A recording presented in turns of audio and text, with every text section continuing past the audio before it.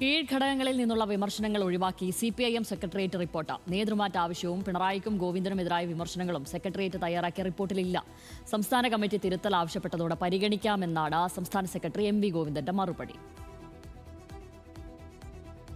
തെരഞ്ഞെടുപ്പ് തോൽവി വിലയിരുത്താൻ ജില്ലാതലം തൊട്ട് ബ്രാഞ്ച് വരെ ചേർന്ന യോഗങ്ങളിൽ രൂക്ഷ വിമർശനമാണ് ഉയർന്നിരുന്നത്. പിണറായി വിജയന്റെയും MV ഗോവിന്ദന്റെയും നേതൃത്വത്തിലെ വീഴ്ചകളും ശൈലിയും വിമർശിക്കപ്പെട്ടു. സെക്രട്ടേറിയറ്റ് പുനഃസംഘടിപ്പിക്കണമെന്നും പ്രതിപക്ഷ നേതാവ് സ്ഥാനത്തേക്ക് പുതിയ ഒരാൾ വരണമെന്നും ആവശ്യമുയർന്നു.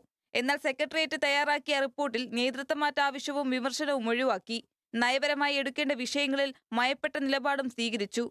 പിന്നാലെയാണ് സംസ്ഥാന കമ്മിറ്റി റിപ്പോർട്ട് തിരുത്തണമെന്ന ആവശ്യം ഉയർന്നത്. നിലവിലെ റിപ്പോർട്ടുമായി കീഴ്ഘടകങ്ങളിലേക്ക് പോകാൻ ആകില്ലെന്നായിരുന്നു സംസ്ഥാന കമ്മിറ്റിയിലെ അഭിപ്രായം. വെള്ളാപ്പള്ളി നടേശനെ തള്ളിപ്പറയാത്തത് നേതൃത്വത്തിന്റെ വീഴ്ചയാണെന്നും പൂർണ്ണമായും തള്ളിപ്പറയുന്ന നിലപാട് റിപ്പോർട്ടിൽ ഉണ്ടാകണമെന്നും അംഗങ്ങൾ ആവശ്യപ്പെട്ടു. കീഴ്ഘടകങ്ങളിൽ നിന്നും ഗൗരവ സ്വഭാവമുള്ള മറ്റ് വിമർശനങ്ങളും ഉൾക്കൊള്ളിക്കണമെന്ന് ആവശ്യം സംസ്ഥാന കമ്മിറ്റിയിൽ ഉയർന്നു.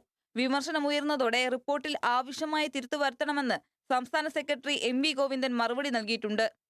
സംസ്ഥാന കമ്മിറ്റി അംഗീകരിക്കുന്ന റിപ്പോർട്ടുകളാണ് കീഴ്ഘടകങ്ങൾ ഇനി ചർച്ച ചെയ്യുക. കാമ്പുള്ള വിമർശനങ്ങൾ ഒഴിവാക്കിയുള്ള റിപ്പോർട്ടുമായി കീഴ്ഘടക കമ്മിറ്റികളിൽ പങ്കെടുക്കുന്നില്ലെന്നാണ് ഭൂരിപക്ഷം സംസ്ഥാന കമ്മിറ്റി അംഗങ്ങളുടെ നിലപാട്. ന്യൂസ് മലയാളം, തിരുവനന്തപുരം.